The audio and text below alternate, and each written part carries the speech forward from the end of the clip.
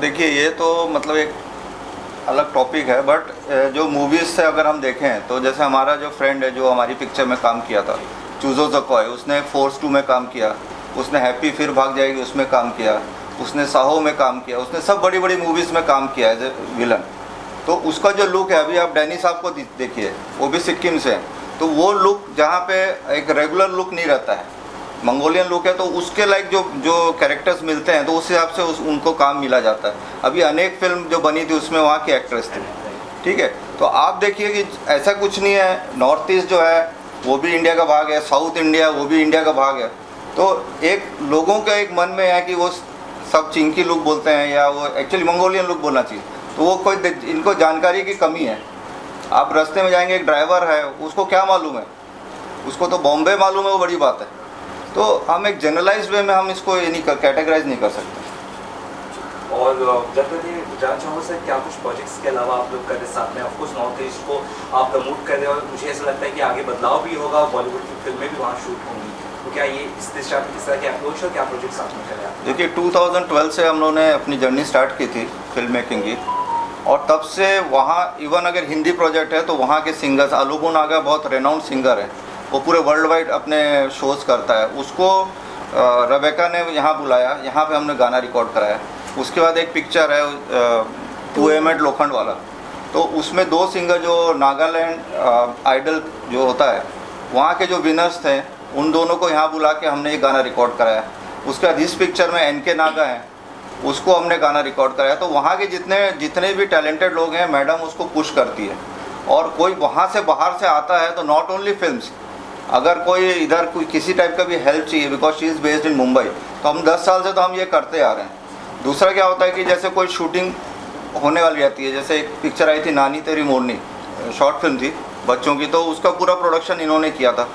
और जो बड़े बड़े जो अमेज़न और ये सब के भी जो प्रोजेक्ट्स आते हैं, तो इनको पूछा जाता है कि भाई आप उधर कहाँ क्या अरेंजमेंट कर सकते हैं, डिस्टर्ब एरिया तो नहीं है, क्योंकि कई लोग के मन में ये रहता है कि यार वहाँ थोड़ा डिस्टर्ब एरिया है। तो वो सब चीज़ें जो गलत फहमियाँ हैं, वो अगर कोई ऐसा बीच में एक आदमी रहे जो उस गैप को ब्रिज कर सके, तो she is doing the perfect job for that. Release के बारे में हम पूछे सवाल है कि जी जी, कब तक सोच रहे हैं इस फिल्म को रिलीज़ करने को और कहाँ पर? देखिए ये जैसे मैंने बोला एक बहुत बड़ा प्रोजेक्ट नहीं है, तो हम इसको थिएटर में नहीं ले जाएंगे, हम इसको OTT रिलीज़ करेंगे। तो हमने ऑलरेडी पिचिंग शुरू कर दी है, तो मोस्ट प्रॉब्ली अक्टूबर में 10-15 जगह हमारी पिक्चर जो है इंटरनेशनल लेवल में भी जाएगी, और अच्छे चैनल्स में आपको दिखाई देगी। जी मैम, आपसे लास्टली सवाल जानना चाहूँगा, पाइन स्टूडियोज किस तरह से नए टैलेंट्स को सपोर्ट या प्रमोट करेगा, उन्हें चांस है, क्योंकि नागालैंड की मैं वहाँ पर शूट हुई, वहाँ के आर्टिस्ट को लेकर, तो ये एक सवाल है, वहाँ के लोग जैसे काम करना चाहें तो किस तरह से आपसे अप्रोच करो, या फिर किस तरह से आप कुछ क्लास ले लिए फिल्म की, ऐसा कुछ कर रहे हैं? Yeah, definitely, that's what I mean. From the day one, हम लोग ने जब भी प्लानिंग किया, जब मूवी के लिए प्लानिंग किया, मेरा हमेशा से टारगेट वही था, क्योंकि humongous of talented we have from our region. Specially मैं नागालैंड को फोकस इसलिए करती हूँ क्योंकि ज़्यादातर they want to come to Mumbai, लेकिन उन लोगों को इतना अपॉर्चुनिटीज़ नहीं मिलते हैं। So we usually every year, अभी 2 साल से तो कोविड का वजह से हम लोग ने वो नहीं किया है, but again coming back to that very soon. तो हम लोग वर्कशॉप करा के उन लोग को, एक्टर, राइटर, डायरेक्टर, ये सब लोग को हम लोग एक वर्कशॉप करा के हम लोग उन लोग को ही, जिन लोग को इंटरेस्टेड है उन लोग को हम लोग अपॉर्चुनिटीज़ दे दी। And obviously they are anybody who ever wants to be part of this journey from our region, they are always welcome. हम लोग का तरफ से हमेशा सपोर्ट रहता है उन लोग को, और in future also they are always welcome. कुछ और कहना चाहे जो मैं साउथ बात आप कह सकते हैं, कर सकते हैं, फाइनली टू द ऑडियंस है कुछ नहीं, ऐसा कहना चाहते हैं? हो गया हो गया ना। आप लोगों का मैकेनिक दादा नाम की फिल्म आप लेकर आए हैं, जो हमने सुना है नागालैंड में शूट की गई है। सर किस तरह से ये प्रोजेक्ट आपने स्टार्ट किया और क्या कुछ इसके पीछे की कहानी है, सर आपसे पहले जानना चाहेंगे। जी देखिए, ये जो मूवी बनी है इसका बैनर है फाइन स्टूडियोज़। फाइन स्टूडियोज़ में ये हमारी 7th या 8th मूवी होगी, जिसमें से हमने मैक्सिमम मूवीज़ जो है वो नॉर्थ ईस्ट में जाके शूट किए। Because of Rebecca we have been shooting in north eastern part of India. Mechanic दादा का ऐसा हुआ कि वहाँ के एक राइटर हैं, हमारे अंकल हैं, इज़ 82 ईयर्स ओल्ड, उनका नाम है हेक्शे सेमा। तो वो बहुत पैशनेट है अबाउट राइटिंग। तो जब उनसे बात हुआ तो बोले हमारा स्क्रिप्ट रेडी है, बट वहाँ पे they didn't know how to write the script. उन्होंने एक स्टोरी दे दिया था मुझे 5-6 पेज का। तो मेरी टीम ने वहाँ जाके एक दिन में उसको स्क्रीन प्ले में और डायलॉग में कन्वर्ट किया। कन्वर्ट करने के बाद जितने भी एक्टर्स थे वो पूरे नागालैंड से ही थे, नागालैंड और असम से ही थे, और कुछ बाहर के भी थे, लेकिन they are all based in Nagaland. तो वो टीम बनाई गई। टीम बनाने के बाद जो सिंगर हैं, सिंगर NK नागा, जो गाना आपने अभी देखा वो NK नागा हैं, वो सिंगर भी नागालैंड के हैं। तो इस तरीके से एक नागालैंड को प्रमोट करने के विचार से हम लोगों ने ये फिल्म बनाई।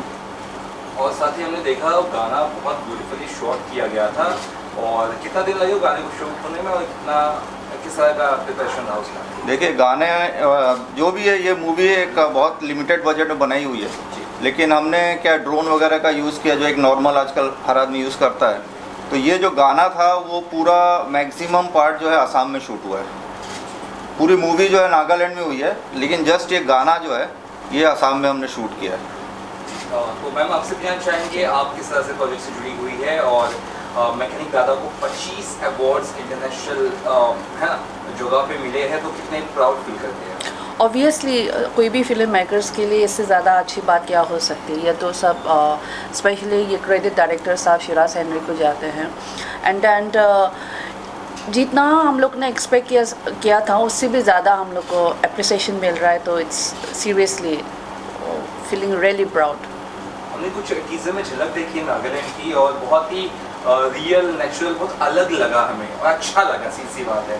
तो आपने भी ऐसा कुछ सोचा था कि नहीं भाई अब मूवी पर लोकेशंस पे नहीं कुछ अलग करना है, नॉर्थ ईस्ट में ही शूट करना है, ऐसा कुछ प्लान था आपका सर? देखिए, जो मैं जैसे बताया, हमने पहली मूवी की थी TMO जो अभी रिलीज़ नहीं हुई है, वो हमने मेघालय में शूट की थी। शिलोंग और चेरापूंजी में किया था और गुवाहाटी में किया था। तो वो एरिया तो टेरेन तो बहुत सुंदर है अपना चेरापूंजी और इसका। और मैम जो है वो नागालैंड से हैं। सेकेंड मूवी हमारी लिटिल बॉय थी जो नॉर्थ ईस्ट में, जिसको हमने शूट किया था अरुणाचल प्रदेश में। तो बार बार ये हो रहा था कि हम पूरे जगह शूट कर रहे हैं पर मैडम नागालैंड की और हम नागालैंड को ही एक्सपोज नहीं कर रहे हैं। तो हमने फिर ये डिसाइड किया कि चलो वहीं के आर्टिस्ट लेके हम, क्योंकि नागालैंड भी पूरा बहुत ब्यूटीफुल है, वेरियस लोकेशंस आर देयर, वहाँ पे मोकोकचोंग है और इसे बहुत सी जगह हैं। तो हमने फिर सोचा कि क्यों ना एक पिक्चर हम नागालैंड में शूट करें। शूट आपने इसे नागालैंड में किया, मैकेनिक दादा नाम कैसे इस फिल्म का रखा गया? क्या स्क्रिप्ट पढ़ने के बाद लगा कि ये नाम बहुत सही है, ऐसा कुछ था? देखिए, जो मूवी है ना, ये आपको नटशल में बोलता हूँ, एक मैकेनिक की कहानी है। और वो मैकेनिक जो है वो एक बाइक का टेस्ट करते समय उसकी टांगें वो हो जाती हैं, ख़राब हो जाती हैं। तो उसको टांग डॉक्टर बोलता है उसको एम्पूटेट करना पड़ेगा। जब वो लंगड़ा हो जाता है, ये हो जाता है, तो उसकी जो वाइफ है वो कुछ और रीज़न से वो उसको छोड़ के चले जाती है। अब वो उसको ढूंढते ढूंढते वो एक प्रकार से भिखारी बन जाता है, लेकिन वो भीख नहीं मांगता, लोग उसको हेल्प करते हैं। और जिस हालत में घूम रहा है, ये हो रहा है, तो लोग उसको हेल्प करने लगते हैं। तो काम करना बंद हो जाता है। तब उसकी मुलाकात एक बच्चे से होती है जो अपना साइकिल की चेन ठीक करते रहता है। तो वो अपने झोपड़ी में बैठे रहते, उसको बुला के बोलता है ला मैं तेरी साइकिल बना देता हूँ।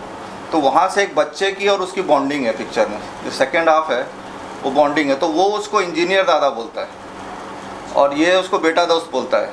तो एक बॉन्डिंग है। तो जब इंजीनियर दादा लोग को समझ में नहीं आएगा, इसलिए हमने पिक्चर का नाम मैकेनिक दादा कर दिया। हमने देखा है बॉलीवुड की फिल्मों में बहुत ज़्यादा नॉर्थ ईस्ट के एक्टर्स को नहीं लिया जाता है, अमूमन देखा गया है। तो आई थिंक एक बड़ी पहल है आप लोग की तरफ से और मुझे लगता है एक बेहतरीन पहल है। और अब कुछ ना कुछ फिल्म फेस्टिवल्स भी हमने देखे हो रहे हैं नॉर्थ ईस्ट के। तो मैम इसके लिए क्या कहना चाहेंगे, कितना प्राउड? मैं ये I want to start with 2007 जब मैं पहली बार मुंबई आई थी। यहाँ आने के बाद में एक तो बहुत ही कल्चर एकदम शॉक था। And then I had some few friends who had suggested me to go to Khandala. तो when I went there, I was so shocked कि अच्छा खंडाला कहाँ क्या है यहाँ. They said it's such a beautiful place. I said you come to Nagaland, to North East. हम लोग अपना खिड़की भी खोल दे ना तो ऐसे ही नज़ारा मिलते हैं हम लोग को. So the idea started from there.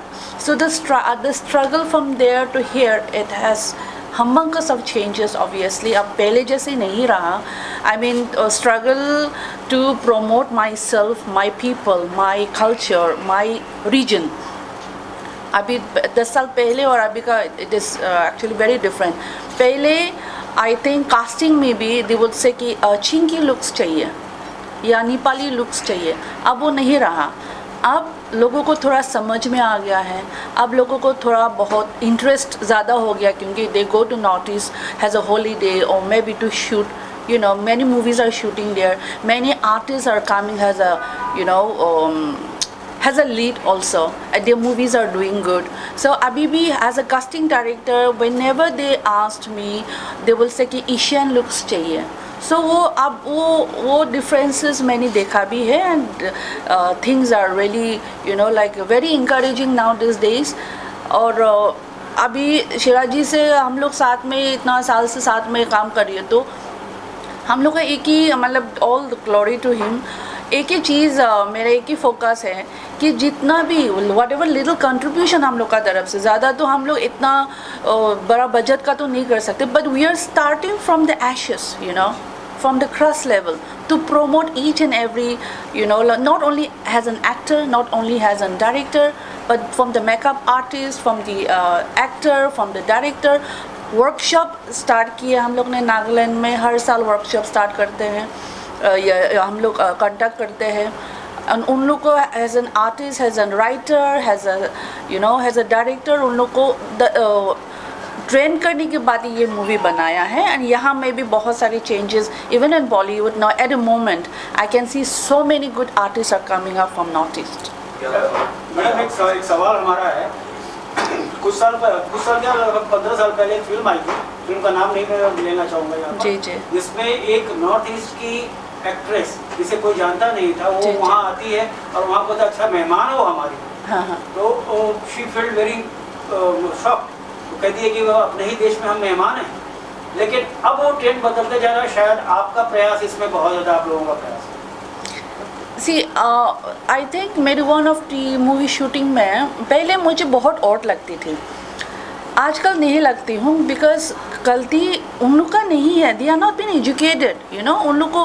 उन लोग ने कभी ना सुना ढंग से. तो आजकल मैं क्या करती हूँ कि शूटिंग में I was the producer so definitely support dada and all everybody was you know coming with chai and all but then I was working along with them. So one of the Dada came and he was asking me, आप कहाँ से हो? China से हो, Bangkok से हो, Hong Kong से हो? So what I did, अरे एक कटिंग चाय पीते दादा साथ में पीते हैं और साथ में बैठ जाते हैं. I met India मैप हाथ से नीचे. अरे ये छोटा सा जो समोसा जैसे देखते हो ना ये नॉर्थ ईस्ट है. It is our duty now to explain them. उसमें अभी आई मीन पहले थोड़ा बहुत और थोड़ा गुस्सा भी आती थी यार आपने ही इंडिया में because specially for me I come from my army family you know my entire thing, my grandfather, my father, now my father-in-law, my husband. Imagine this sacrifice. My father fought though the war I mean for the country. He has already sacrificed so much, and coming back here, look, I mean checking my identity, my nationality, you know, that sounds little awkward, right? But अब मुझे तकलीफ नहीं होती. मुझे अच्छा लगता है explain करना. I want to welcome them and I think everybody should have. Not only north eastern. I can see the racism happens everywhere. It could happen even with Punjabi, even with South Indian. So it is now our duty to एक दूसरे को समझाना, एक दूसरे को प्यार से. Maybe with age I'm becoming more wiser, but these days I don't feel bad, and I can see humongous of changes now that people are recognizing, you know, कि this is also a part of our India. Sir जैसे कि film festivals में गई, मैं चाहता हूँ आप ये ज़रूर बताएं कि रिस्पॉन्स किस तरह से आया, क्योंकि नॉर्थ ईस्ट के एक्टर्स थे, नागालैंड के काफ़ी एक्टर्स थे, रिस्पॉन्स किस तरह से आया, फिल्म कब रिलीज़ करेगा उस बारे में? देखिए अभी तक हमारे जो है ना इस फिल्म को अराउंड 25 अवार्ड्स मिल चुके हैं, जिसमें से 10 जो है ऑफलाइन फेस्टिवल्स हैं। ऑनलाइन फेस्टिवल्स तो इतने ज़्यादा मायने नहीं रखता, बिकॉज आज बहुत से फिल्म फेस्टिवल्स आज मार्केट में फ्लोट हो रहे हैं। बट ये जो 10 फिल्म फेस्टिवल जो आपके जो ऑफलाइन फेस्टिवल्स हैं उसमें ये अवार्ड मिला है। किसी में कुछ बेस्ट स्टोरी का मिला है, किसी में बेस्ट सिनेमाटोग्राफी का मिला है, किसी में बेस्ट डायरेक्शन का मिला है। तो ये बहुत बड़ी अचीवमेंट है। और अभी चंबल इंटरनेशनल फिल्म फेस्टिवल में इसको बेस्ट सिनेमाटोग्राफी का मिला। उसके पहले Kanchenjunga international film festival, Everest film festival, फिर आपका बेहाला में, कलकत्ता में 2 जिफ्फा करके होता है। तो ये सब में जो ऑफलाइन फेस्टिवल्स होते हैं, जो प्रॉपर फेस्टिवल होते हैं, उसमें करीब 10 से 12 फेस्टिवल्स हमको मिला है। और इसका जो प्रीमियर हमने किया था लास्ट ईयर नागालैंड में, हम लोग ने ही कंडक्ट कराया था, फाइन स्टूडियोज़ ने, along with NFDC and ministry of INB information broadcasting के साथ मिल के, और जो government of Nagaland IPR department of Nagaland, इनके साथ मिल के हमने एक फिल्म फेस्टिवल ऑर्गेनाइज़ किया था बहुत बड़े लेवल में। वहाँ पे हमने इसका प्रीमियर रखा था, क्योंकि हम लोग ऑर्गेनाइजर थे तो we could not participate in the film festival, पर वहाँ हमने इस पिक्चर का प्रीमियर किया था। और इस साल जो नॉर्थ ईस्ट फिल्म फेस्टिवल यहाँ पे हुआ आपका मार्च में, जहाँ पर सिर्फ नॉर्थ ईस्ट के लिए था, आपका NFDC कॉम्प्लेक्स पेडर रोड में। जी। तो उसमें हमारी पिक्चर जो है वो आई थी, तो ऑफिशियल सिलेक्शन का उसको अवार्ड मिला।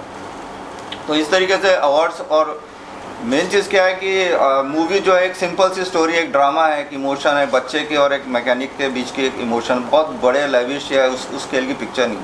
तो इस टाइप की जो मूवीज़ हैं ये फेस्टिवल्स में बहुत अप्रिशिएट की जाती है। जी, ऑफकोर्स मैम ने अभी कुछ चीज़ों के बारे में हमें हाईलाइट किया, जैसे इंडिया में रह के उनको नेशनलिटी के बारे में बताना पड़ता है, और बहुत वाइजर तरीके से मैम ने बात की। तो क्या लगता है ये चीज़ें बदलाव हो रहा है और अच्छे दिशा में? बच्चे ही कहते नहीं